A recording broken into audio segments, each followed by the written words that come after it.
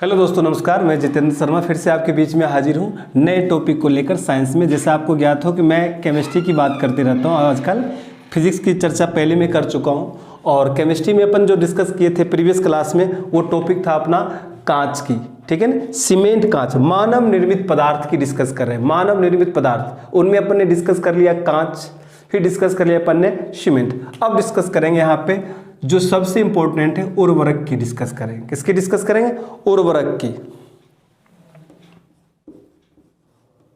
उर्वरक, फर्टिलाइजर, जो आम तौर पे अपन पेड़ पौधों में उनको पोषक तत्व प्रदान करने के लिए उर्वरक का प्रयोग करते हैं। ये 3 प्रकार के होते हैं। प्राकृतिक, ऑर्गेनिक की भी बात कर सकते हैं और हम केमिकल की भी बात कर सकते हैं। 3 प्रकार से उर्वरक तैयार किया जाता है। आज के वर्तमान समय में, आधुनिक युग में बात किया जाए तो अधिक फसल लेने के लिए हम केमिकल युक्त उर्वरक ज़्यादा प्रयोग करते हैं, फर्टिलाइजर का सबसे ज़्यादा प्रयोग करते हैं, जिनके केमिकल से दुष्प्रभाव उत्पन्न होती है और धीरे धीरे अपनी जलवायु स्तर जो वो धीरे धीरे, भूजल स्तर जो धीरे धीरे नीचे चलता गया और मृदा अर्थात मिट्टी की जो गुणवत्ता, क्वालिटी है वो धीरे धीरे समाप्त होती जा रही है। अधिक फसल की चाह में तुरंत ही वृद्धि हो जाए, इंक्रीमेंट हो जाए, इंक्रीज हो जाए, पौधे अच्छे फसल मिले, मोटे फसल मिले, इस फसल की आदतन आप लोगों के कारण आज के स्तर से भूजल स्तर को भी नीचे कर दिया। भूजल स्तर के साथ साथ मिट्टी की गुणवत्ता भी समाप्त होती जा रही दोस्तों। तो दोस्तों, मैं आपको क्लास स्टार्ट करने से पहले मैं ये बता दूं, आज इस भूजल स्तर को बनाए रखने के लिए, मिट्टी की गुणवत्ता को बनाए रखने के लिए, और ये ना जल्दबाजी करें कि हमें जल्दी से जल्दी हमें क्या चाहिए, फसल चाहिए और अच्छी फसल चाहिए। अच्छी फसल के कारण आपका खेत खराब हो रहा है, खेत खलिहान, किसान अपने आत्महत्या भी कर रहे हैं। तो ये ऐसी ना नौबत आए। पहले से ही प्रकृति आपदा के कारण हमारे जो फसल होते हैं वो फसल खराब हो जाते हैं, ठीक है ना। प्राकृतिक आपदा के कारण हमारी फसल खराब हो जाती, ये तो एक पहला कारण है। ये कारण चलो अपवाद है। इसके अलावा जो हम खुद जमीन को खराब कर रहे हैं, उनकी बंजर बना रहे, बंजर भूमि को जो बंजर बना रहे, वो सबसे अधिक केमिकल रिएक्शन के कारण, रासायनिक उर्वरक जिसको कहते हैं, फर्टिलाइजर जिसको कह रहे हो, उसका सबसे ज्यादा प्रयोग करके। तो आज मैं आपसे एक छोटा सा नम्र निवेदन को यह विनती करता हूँ, पढ़ाने के साथ साथ एक टीचर होने के नाते, एक सम्मानीय नागरिक, एक क्या कहते हैं, एक अच्छे नागरिक होने के नाते, हम किसान, हम भी किसान हैं, आप भी किसान हैं। हाँ, तो जहाँ पर किसानी, जो किसान खेत करे, उनमें अधिक से अधिक रासायनिक खाद का प्रयोग ना करके ऑर्गेनिक पद्धति से, प्राकृतिक पद्धति से खेती करे, जो जिससे अधिक से अधिक उपजाऊ बन सके। माना कि 1 साल तक आपको नहीं मिलेगा उसमें क्या कहते हैं फसल ज़्यादा, लेकिन दूसरे साल से फसल आपको उससे कहीं अच्छे फसल मिलेंगे और अच्छे स्वादिष्ट भोजन में भी अच्छे लिखते हैं। और आज की जो एसिडिटी की प्रॉब्लम, विभिन्न प्रकार की समस्याएं, चर्म रोग की समस्या, आंखों से धुंधला दिखाई देना, जितनी भी रिएक्शन होती है हमारे खान पान से स्टार्ट होता है दोस्त।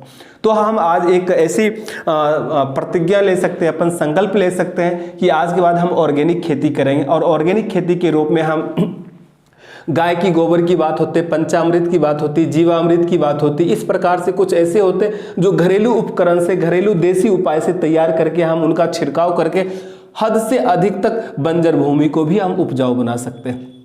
आजकल कुछ ऐसे भी पौधे हैं, यदि एक फसल आप मत लिया, हर साल मतलब विभिन्न प्रकार के फसल आप खेत में लगाओ। विभिन्न प्रकार के फसल लगाने से आपके खेत में विभिन्न प्रकार के पोषक तत्व प्राप्त होते हैं। नाइट्रोजन हो, कैल्शियम हो, फास्फोरस हो, किसी पोटास हो, ये सभी प्राप्त करने के लिए एक बहुफसलीय पद्धति अपनाना चाहिए। जब तक आप बहुफसलीय पद्धति नहीं अपनाओगे तब तक आपके खेत की उर्वरता नहीं बनेगी। यदि उर्वरता बढ़ाना, उनकी गुणवत्ता बढ़ाना, तो वो बनाए रखने के लिए, गुणवत्ता बनाए रखने के लिए पोषक तत्व आपके बने रहे खेत में, बंजर भूमि ना हो। तो इसके लिए सर्वप्रथम आपको क्या करना, इसके लिए आपको सर्वप्रथम ऑर्गेनिक पद्धति अपनानी पड़ेगी, प्राकृतिक पद्धति अपनानी पड़ेगी।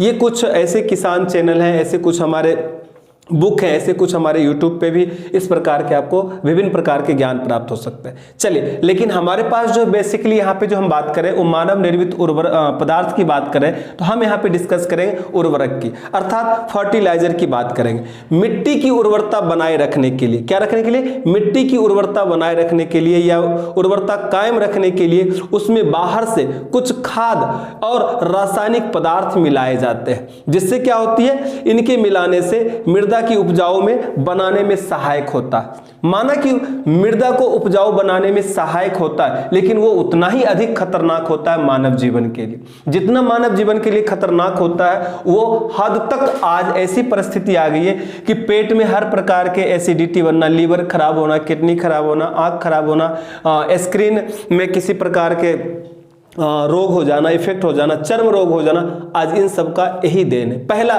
प्रमुख मुख्य कारण यदि माना जाए मानव जीवन में हानिकारक का, तो यह उर्वरक। लेकिन उर्वरक को अपने यहाँ पे उर्वरक को परिभाषित कर सकते हैं हमारे कहने से और किसी के कहने से। एक किसान बदलाव ला सकते हैं, 2 किसान, और इस तरह से धीरे धीरे हम हद तक बंजर भूमि को उपजाऊ बना सकते हैं। अब वो पद्धति, पुराने पद्धति को अपनाने पड़ेंगे। गोबर का छिड़काव करते हैं, वो सब पद्धति अपनाने पड़ेगी। उन सबसे भी हम मृदा में जो उर्वरता होता है वो कायम रख सकते हैं, ठीक है ना।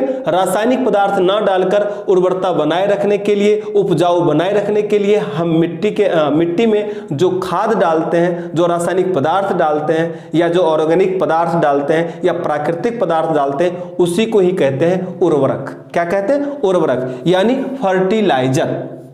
आपसे यदि कोई पूछ लिया जाए कि फर्टिलाइजर क्या है, तो आप बता सकते हो मिट्टी की उपजाऊ बनाए रखने के लिए, मिट्टी की उर्वरता बनाए रखने के लिए हम जो खाद्य पदार्थ का प्रयोग करते हैं, वही क्या कहलाता पदार्थ? वही पदार्थ कहलाता, या सहायक होता है, उपजाऊ बनाने में सहायक होता है, या उर्वरता बनाने में सहायक होता जो खाद, वही क्या कहलाते? उर्वरक कहलाते हैं दोस्तों। क्या कहलाते?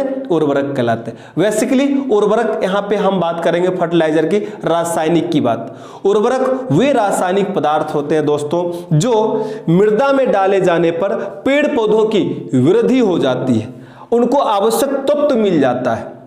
रासायनिक खाद्य पदार्थ में जो पोषक तत्व होते हैं वो कुछ पल भर के लिए होते हैं, कुछ के लिए कह सकते हैं, कुछ घंटों के लिए, कुछ समय के लिए होते हैं, लेकिन वो हमारे लिए हानिकारक भी होते हैं। लेकिन हम इसको दरनिकार करते हुए यदि अपन पढ़ें कि उर्वरक क्या है? एक रासायनिक पदार्थ है जो पेड़ पौधे में किस लिए डालते हैं? उनकी वृद्धि के लिए डालते हैं, ताकि उनको आवश्यक तत्व प्राप्त होते रहे, आवश्यक तत्व की आपूर्ति मिलते रहे और भूमि को उपजाऊ बनाए रखे। इसके लिए उस पोषक तत्व का नाम क्या क्या है जो उर्वरक के रूप में होते हैं?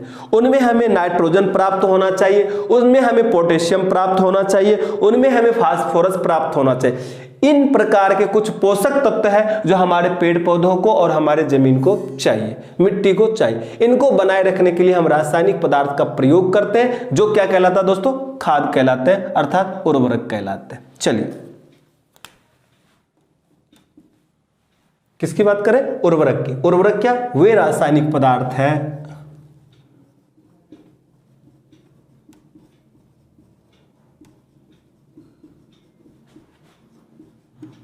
जो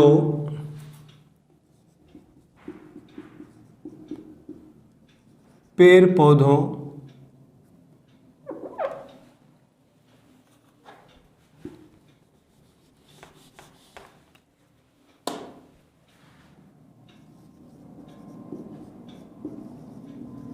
यानी मिट्टी में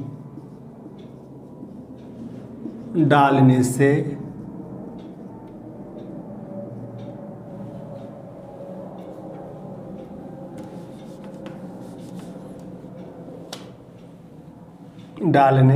पर पेड़ पौधों की वृद्धि में आवश्यक पोषक तत्वों जैसे नाइट्रोजन, पोटेशियम और फास्फोरस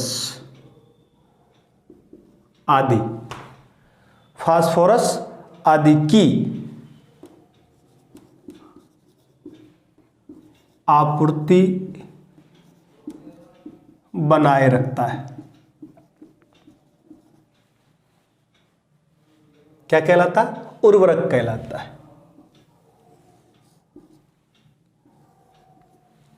उर्वरक कहलाता है, ठीक है ना।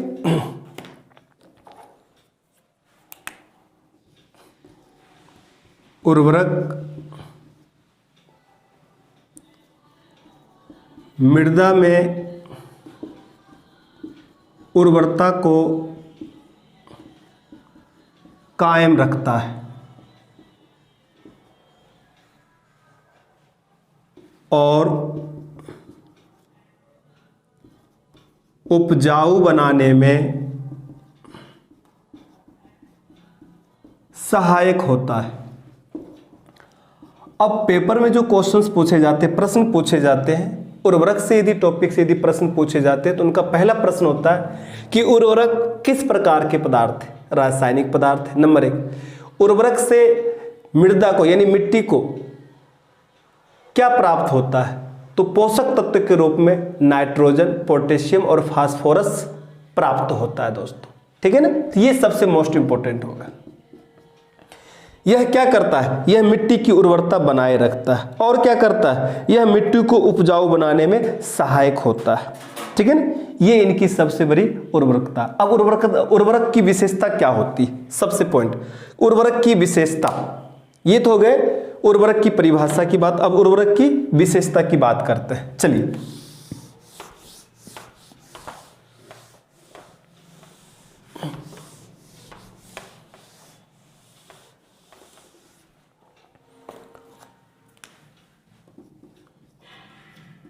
विशेषताएं। सबसे पहली विशेषता क्या होना चाहिए? उर्वरक की सबसे पहली विशेषता यह होना चाहिए कि इसमें उपस्थित पोषक तत्व जो हो वो पेड़ पौधों के लिए, किसके लिए? इसमें उपस्थित जो पोषक तत्व होते हैं वो पेड़ पौधों को आसानी से प्राप्त हो जाए। दोस्तों क्या प्राप्त हो जाए? पोषक तत्व आसानी से प्राप्त हो जाए। किससे? मृदा से। उर्वरक में यदि जो पोषक तत्व है, जैसे आप मिट्टी में डालते हो मृदा, तो उनसे उनको पेड़ पौधों को आसानी से प्राप्त हो जाए। यह जल में विलय होना चाहिए दोस्तों। इनकी सबसे बड़ी विशेषता है किनकी? उर्वरक की। यह जल में विलय होना चाहिए। ठीक है ना, यह आसानी से घुल जाए मिट्टी में ताकि उनको किसी प्रकार के और भी क्षति ना हो। ये होने घुलने मिलने से, मिट्टी में मृदा में घुलने मिलने से सबसे आसान तरीका से पेड़ पौधों तक पहुंच सकता है दोस्तों। चलिए, जल के संयोग होने पर यह कई रूप में परिवर्तित हो जाते हैं जिससे पेड़ पौधों आसानी से इनको ग्रहण कर लेते हैं दोस्तों। किनको? इन उर्वरक को। इसे स्थायी होना चाहिए, अस्थायी नहीं दिया तुरंत उड़ गए। क्या होना चाहिए? स्थायी होना चाहिए। पेड़ पौधों को बहुत समय तक उपलब्ध हो सके आसानी से मिट्टी से प्राप्त। ये नहीं कि बार बार हम उसमें पोटाश डाल रहे हैं, बार बार नाइट्रोजन डाल रहे हैं, बार बार को क्या कहते हैं अपन फास्फोरस डाल, इस तरह से नहीं। एक बार डालने के बाद उसको लगता है दूसरी फसल में फिर अपन डालेंगे। एक फसल के लिए तो डाल लिया, फिर दूसरी फसल, बार बार नहीं डाल। इसलिए स्थायी होना जरूरी है दोस्तों। मिट्टी की अम्लता बनाए रखना चाहिए। मिट्टी की अम्लता बनाए रखने में सबसे अधिक सहायक होता है दोस्तों उर्वरक। ठीक है, ये गुण और भी अच्छी होनी चाहिए। यह सस्ता हो, मार्केट में हमें आसानी से उपलब्ध हो जाए। ये है सबसे बड़ी गुण किसका? विशेषता है यानी उर्वरक की। सबसे पहले यह स्थायी होना चाहिए ताकि मृदा को समय पर, किसको? मृदा की बात करते हैं, ताकि पेड़ पौधों को, या मृदा से पेड़ पौधों को, ताकि मृदा से पेड़ पौधों को समय पर उपलब्ध हो। नंबर 1, यह सस्ता होना चाहिए।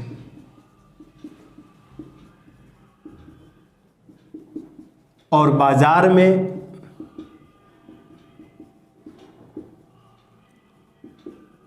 आसानी से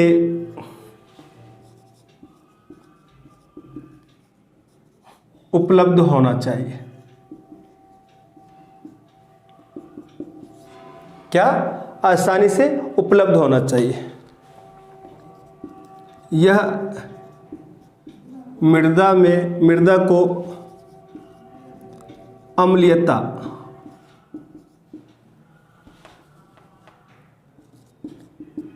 यह मृदा में अम्लीयता बनाए रखता है, अम्लीयता बनाए रखता है।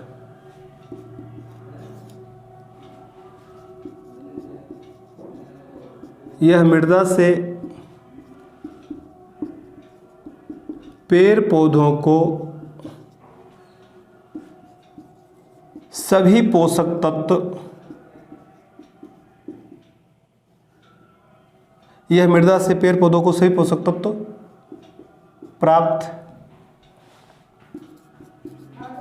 होता है। यह मृदा से पेड़ पौधों को सभी पोषक तत्व प्राप्त होता है, ठीक है ना। यहां से मृदा द्वारा, मिट्टी द्वारा, मृदा द्वारा पेड़ पौधों का सभी पोषक तत्व प्राप्त होता है, ठीक है दोस्तों। ये कुछ इनकी विशेषताएं होगी। क्या हो गए इनकी विशेषताएं? ये क्या होना चाहिए? जल में विलय भी होना चाहिए,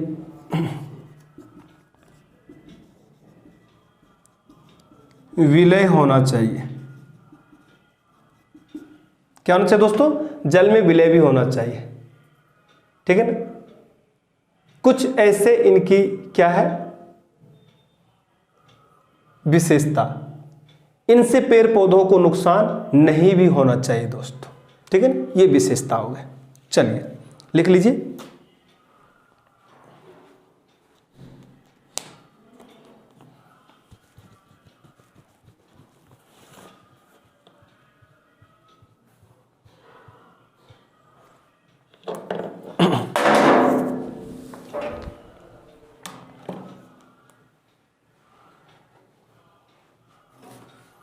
मिटा दे।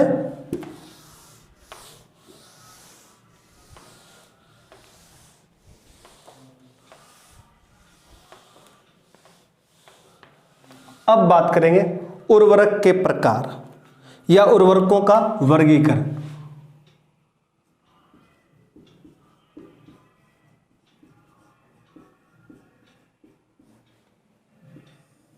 उर्वरकों का वर्गीकरण, सबसे पहले उर्वरकों का वर्गीकरण हम पढ़ेंगे नाइट्रोजनी उर्वरक। किसकी बात करेंगे?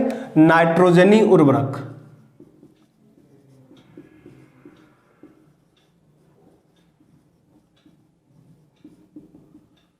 नाइट्रोजनी उर्वरक, इनके डालने से क्या मिलता है, पेड़ पौधों को मिट्टी में सहायक कैसे होते हैं, उसकी बात करते हैं। इस प्रकार के उर्वरक यदि हम मिट्टी में डालते हैं तो मिट्टी में नाइट्रोजन की आपूर्ति होती है। किसकी आपूर्ति होती है दोस्तों? नाइट्रोजन की आपूर्ति होती है, ठीक है ना। आपसे यदि पूछ लिया जाए कि उर्वरकों का वर्गीकरण हम किस प्रकार से करते हैं, तो हम उनमें जो वर्गीकरण करते हैं उनके नाइट्रोजन, पोटेशियम और फास्फोरस की प्रकृति के अनुसार हम उनका वर्गीकरण करते हैं। मेन जो पोषक तत्व होता है उर्वरक में वो नाइट्रोजन, फास्फोरस और पोटास है दोस्तों। उन्हीं की प्रकृति के आधार पर हम यहाँ पे जो उर्वरकों का जो वर्गीकरण कर रहे हैं उनमें से सबसे पहले लिखा हमने आपको नाइट्रोजनी उर्वरक। नाइट्रोजनी उर्वरक से मृदा को क्या प्राप्त होता है? तो इस प्रकार के उर्वरक से मृदा में नाइट्रोजन की आपूर्ति होती है। इससे मृदा को क्या प्राप्त होता? नाइट्रोजन के रूप में पोषक तत्व की आपूर्ति होती है, ठीक है। किसकी आपूर्ति होती है? नाइट्रोजन पोषक तत्व की आपूर्ति होती है। उदाहरण के लिए यदि मान लिया जाए तो आप कह सकते हो आसानी से अमोनियम सल्फेट। क्या? Ammonium sulphate, calcium ammonium nitrate, भास्मिक कैल्शियम नाइट्रेट, कैल्शियम साइनामाइड इत्यादि, ये सारे यूरिया, इन सब से क्या प्राप्त होता है? मिट्टी को नाइट्रोजन प्राप्त होता है दोस्तों। क्या प्राप्त होता है? नाइट्रोजन। जिन पोषक नाइट्रोजन उर्वरक का मतलब क्या होगा कि यह किस रूप में हो सकता है? उदाहरण के लिए यहाँ पे दे दो अपन, तो ये भी लिख सकते हैं जो भी मैंने बोला। सबसे पहले यूरिया ले लो,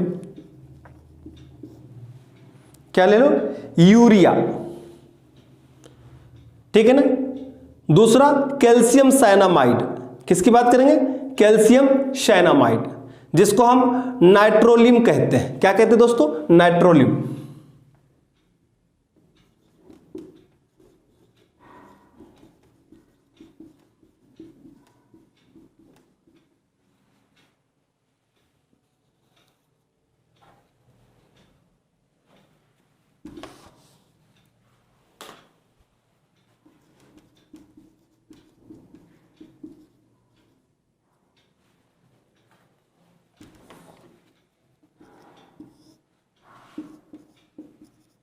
नाइट्रोलिन, ये सब नाइट्रोजन आपूर्ति कराता है मृदा को। अमोनियम सल्फेट,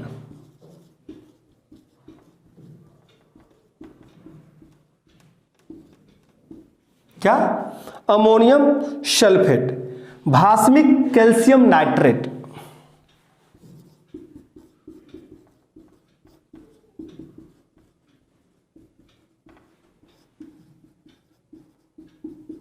नाइट्रेट आदि, इन सब से मृदा को क्या प्राप्त होता? नाइट्रोजन प्राप्त होता दोस्तों। क्या प्राप्त होता? ये सब उदाहरण है दोस्तों इनके, ठीक है ना। अब आती है फॉस्फेटिक उर्वरक की बात करेंगे। किसकी बात करेंगे? फॉस्फेटिक उर्वरक। यदि पूछा जाए आपको कि यूरिया मृदा को क्या पोषक तत्व के रूप में आपूर्ति करता है, तो नाइट्रोजन। कैल्शियम साइनामाइड, ये भी नाइट्रोजन। अमोनियम सल्फेट, ये भी नाइट्रोजन। भास्मिक कैल्शियम नाइट्रेट आदि, ये भी प्रयोग करता है मृदा को नाइट्रोजन। चलिए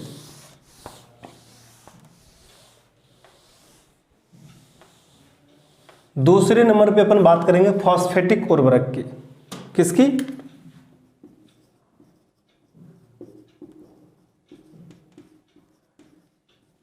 फॉस्फेटिक उर्वरक। फॉस्फेटिक उर्वरक का मतलब समझिए कि मृदा को क्या प्राप्त होगा पोषक तत्व के रूप में? फास्फोरस। क्या प्राप्त होगा? फास्फोरस, ठीक है ना। इस प्रकार के उर्वरक से मृदा को पोषक तत्व के रूप में जो प्राप्त होता है वो कौन सा है? फास्फोरस। क्या है? फास्फोरस की कमी पूरा करता है और यह मृदा को पोषक तत्व के रूप में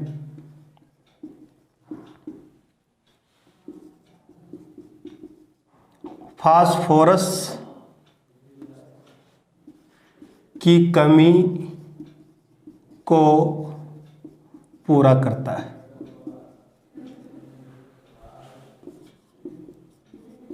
यदि आपसे पूछा जाए जैसे, तो आप आसानी से बता सकते हो जैसे में कौन सा? यहां पे super phosphate of lime, super phosphate of lime, ठीक है ना। Super phosphate of lime, triple super phosphate भी, फॉस्फेटी धातु मल भी, ये सब कुछ ऐसे उदाहरण है जो क्या होते हैं? फॉस्फोरस होते हैं, ठीक है ना। पोटास उर्वरक की बात करेंगे अब।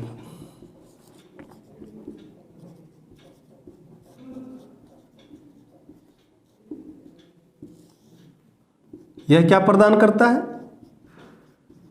यह मृदा को पोषक तत्व के रूप में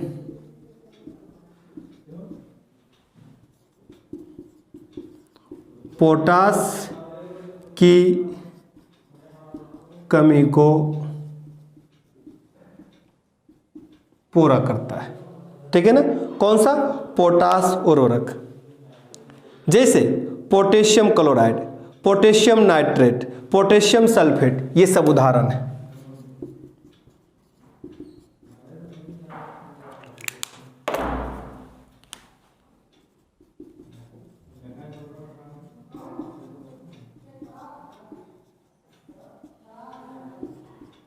पोटेशियम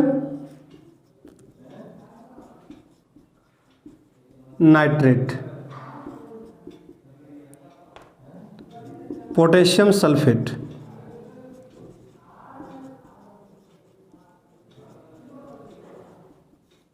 आदि, ये सब प्राप्त होता है दोस्तों। ठीक है ना। कुछ ऐसे थे जिनके बारे में हमने बता दिया, प्रमुख ये है। उर्वरक का वर्गीकरण कर दिया हमने आपको। उर्वरकों का वर्गीकरण, फॉस्फेटिक उर्वरक हो गया, आपके पास हो गया था नाइट्रोजन उर्वरक और पोटास उर्वरक।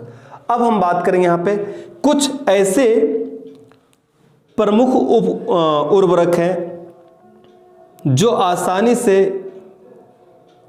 मिट्टी यानी मृदा ग्रहण कर लेता है दोस्तों। ठीक है ना।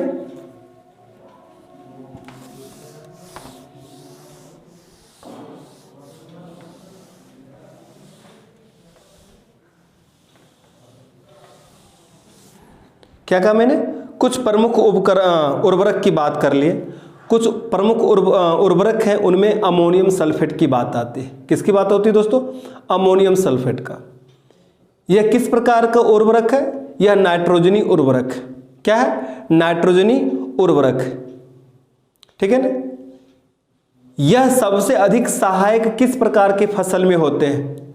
यह उर्वरक धान, आलू की उपज बढ़ाने में सबसे अधिक सहायक होते हैं दोस्तों। यदि अपने से कोई पूछ लिया जाए तो आप आसानी से बता सकते हो कि जो अमोनियम सल्फेट होता है उनसे मृदा को नाइट्रोजन प्राप्त होता है, और यह फसल, जिस फसल के लिए इसको प्रयोग करते हैं वो है धान, आलू।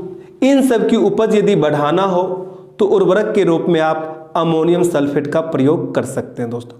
काफी सहायक होता है। इस उर्वरक में 24 से 25% अमोनिया रहती है। कितने प्रतिशत? 24 से 25% तक अमोनिया रहती है। और यह भास्मिक, क्या कहा मैंने? और यह भास्मिक मृदा में उपस्थिति नाइट्रिक कारक बैक्टीरिया द्वारा नाइट्रेट में परिवर्तित हो जाता है। इन नाइट्रेटों को पेड़ पौधों आसानी से मृदा से ग्रहण कर लेता है दोस्तों। तो चलिए हम बात करते हैं प्रमुख उर्वरक का।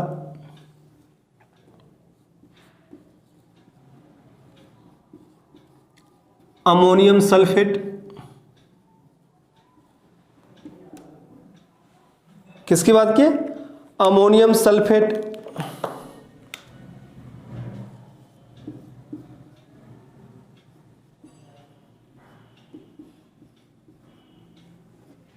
क्या लिखा हमने? NH4 × SO4, NH4 ammonium sulphate. यह मृदा को नाइट्रोजन आपूर्ति कराता है। यह उर्वरक धान और आलू की उपज बढ़ाने में सहायक होता है। कौन? Ammonium sulphate. अब बात करेंगे कैल्शियम नाइट्रेट का। किसका? Calcium ammonium nitrate.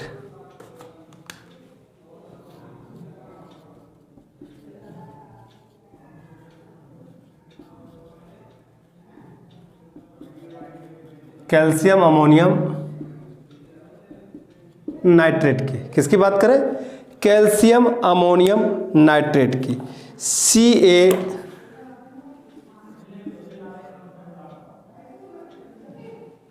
Ammonium, calcium ammonium nitrate. पहले कैल्शियम का सूत्र लिखना पड़ेगा आपको,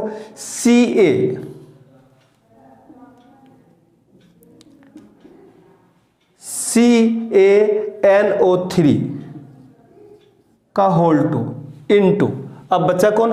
अमोनियम नाइट्रेट की बात कर रहे हैं। ठीक है ना।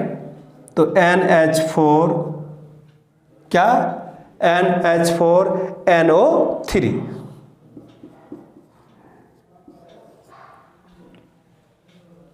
इससे क्या प्राप्त होता है दोस्तों, यदि पूछा जाए तो?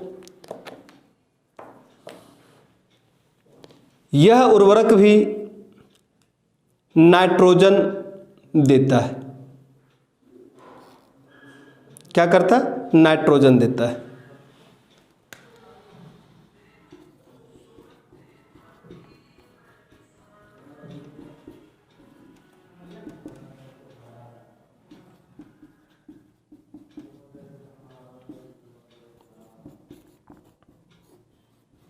नाइट्रोजन होता है।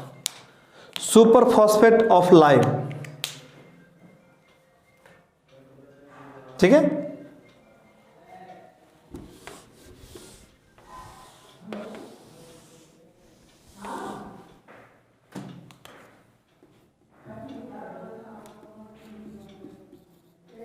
Super phosphate of lime,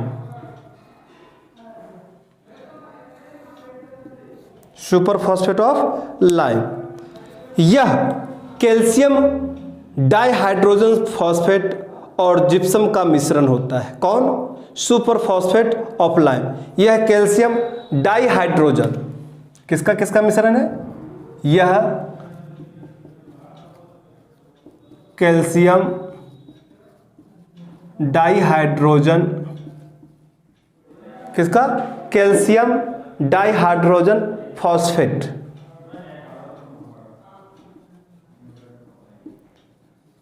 phosphate.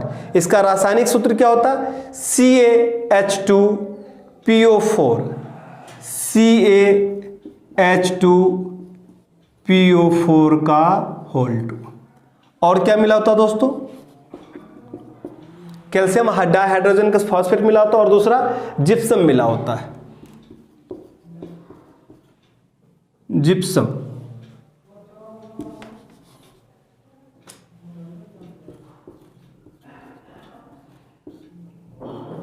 क्या मिला था?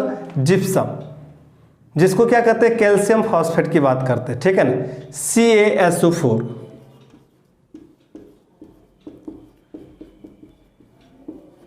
ठीक है ना, CaSO4 × 2H2 का मिश्रण होता है। इन दोनों का मिश्रण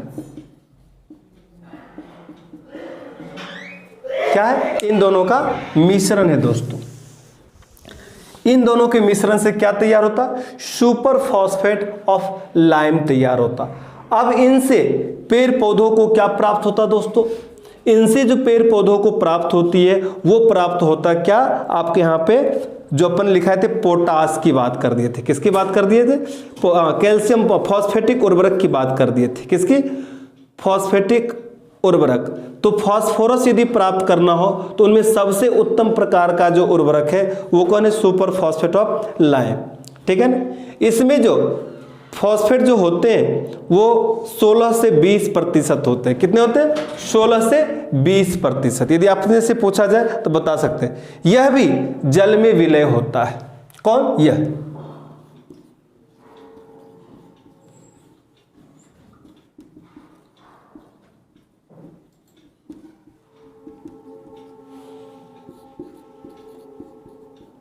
इससे मृदा को फास्फोरस प्राप्त होता है। लगभग कितना यदि पूछा जाए तो आप आसानी से बता सकते हो। लगभग कितना? तो 16 से 20%। कितना? 16 से 20%।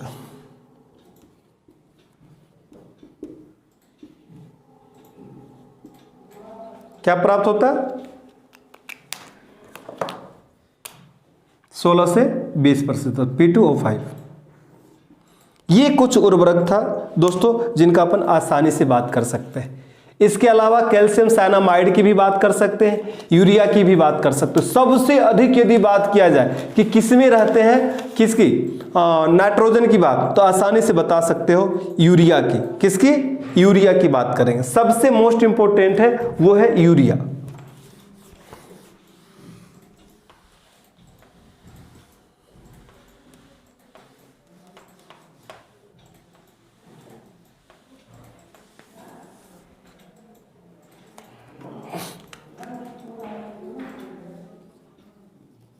यूरिया, इनमें लगभग 46%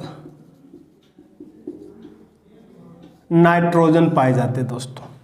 कितने प्रतिशत यदि बोला जाए तो आप बता सकते हो 46%।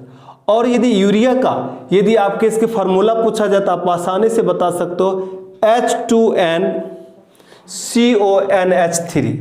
क्या कहा दोस्तों मैंने? H2NCONH3 की बात कर ली, या CONH2 भी हो सकता है। ठीक है, कितने प्रतिशत प्राप्त होता है यूरिया में? 46%।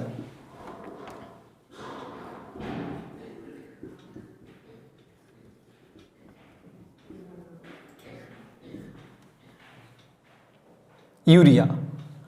अब यदि पूछा जाए कितने टेम्परेचर की बात आ जाए तो आसानी से बता सकते हो। इसको कैसे बनाया जाता है? यह अमोनिया और कार्बन डाइऑक्साइड के मिश्रण को गर्म करके बनाया जाता है। कितने डिग्री के टेम्परेचर पे गर्म करके बना सकते हो? तो इनको टेम्परेचर पे गर्म करेंगे 125 डिग्री से 150 डिग्री सेल्सियस के तापमान पर गर्म करके आप बना सकते हो। क्या बना सकते हो? यूरिया। किसको किसको मिलाकर? अमोनिया और कार्बन डाइऑक्साइड को। और वायुमंडलीय के दाब कितना होना चाहिए? तो वायुमंडलीय दाब जो होना चाहिए वो होना चाहिए 8.5 एवं 8.5 वायुमंडलीय दाब पर गर्म करके हम प्राप्त करते हैं। क्या प्राप्त करते हैं? यूरिया। तो यूरिया में क्या क्या मिला होता है? अमोनिया। यदि पूछा जाए तो आसानी से बता सकते हो क्या मिला होता? अमोनिया और कार्बन डाइऑक्साइड, इन दोनों का मिश्रण, इन दोनों के मिश्रण को गर्म किया जाता है।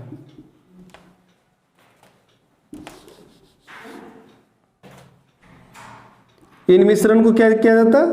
गर्म किया जाता है। गर्म करने के लिए 125 डिग्री सेल्सियस से 150 डिग्री सेल्सियस तक होती है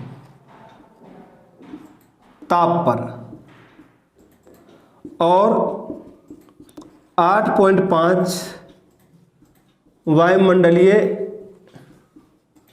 दाब पर गर्म करके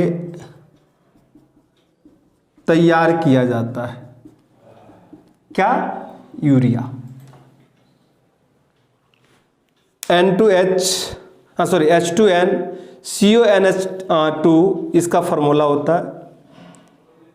ये बीज के संपर्क में नहीं आना चाहिए दोस्तों, ये भी ध्यान रखना है। यूरिया डालने के 3-4 दिन बाद ही मिट्टी में पानी डाला जा सकता है। ठीक है ना, ये भी देख, यह भूमि में बीज डालते समय इस्तेमाल किया जाता दोस्तों। ठीक है ना, किंतु लेकिन बीज के संपर्क में नहीं रहना चाहिए दोस्तों। ये इनकी सबसे बड़ी विशेषता है। किनकी? इनकी। अब हम बात करेंगे कैल्शियम साइनामाइड की। किसकी? कैल्शियम साइनामाइड की। इसे हम नाइट्रोलिम भी कहते हैं। क्या कहते हैं? यह भी एक प्रकार का नाइट्रोजनी उर्वरक है दोस्तों। क्या है? नाइट्रोजनी उर्वरक। कौन? Calcium cyanamide. CaCN की बात करेंगे। किसकी बात करेंगे? CaCN। वो क्या कहलाता? कैल्शियम साइनामाइड कहलाता है। इसका पूरा नाम दूसरा नाम क्या? नाइट्रोलिम। क्या नाम है? नाइट्रोलिम। यह भी मृदा को क्या प्राप्त करवाता है? यह भी मृदा को नाइट्रोजन प्राप्त करवाता है दोस्तों। ये कुछ प्रमुख यूरिया है।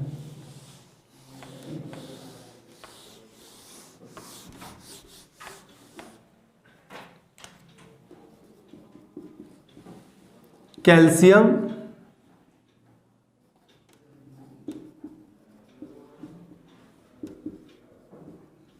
CaCN2,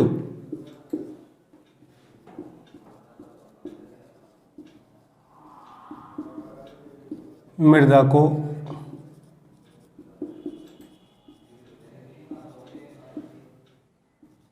नाइट्रोजन के रूप में पोषक तत्व की आपूर्ति करवाता है। ठीक है ना, किसकी आपूर्ति करवाता? पोषक तत्व की आपूर्ति करवाता है। इसे हम क्या कहते हैं दोस्तों? नाइट्रोलिम भी कहते हैं।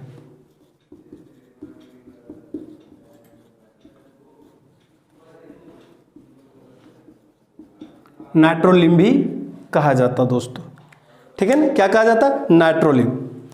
बाजार में जो उपलब्ध होते हैं नाइट्रोलिम के नाम से ही बेचा जाता है दोस्तों, किसके नाम से, नाइट्रोलिम के नाम से ही बेचा जाता है। इनमें जो मिश्रण होता है वो CaCN2 और C का मिश्रण होता है, किसका, बाजार में इसी नाम से